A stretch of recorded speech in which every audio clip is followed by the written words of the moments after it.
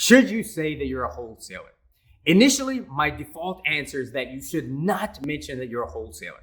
And I get a lot of pushback on this answer because a lot of people say they want to operate with transparency. And look, I agree with that 100%, but not disclosing everything is not the same as being disingenuous. Now, the reason I don't recommend saying you're a wholesaler is because many sellers are not familiar with our business model, and oftentimes it might confuse them, or they might think you're trying to scam them, and your conversion rates will go down. If you're dealing with an agent, many agents also don't understand our business model, or they've been burned by wholesalers in the past, particularly new wholesalers, and they're very skeptical. And whether you're dealing with agents or sellers, again, they may not understand what you're doing. You're going to raise some red flags in many cases. And essentially, you're communicating that you're not the ultimate decision maker. And again, your conversion rates go down. But I don't want you to lie or be dishonest either. So my recommendation is that you tell sellers or agents that you are an investor.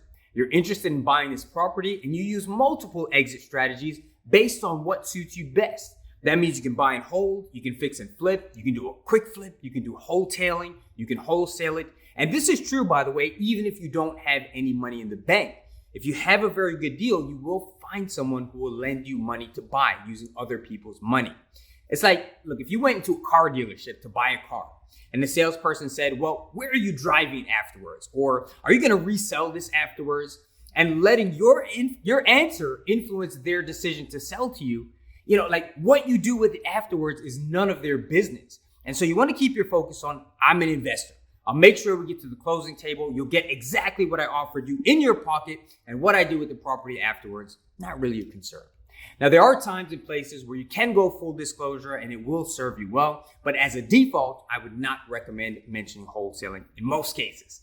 Now, if you're interested in more tips on getting contracts signed, DM me the word scripts and I'll share with you my best scripts and negotiating tactics for talking to sellers and agents and getting your contracts signed.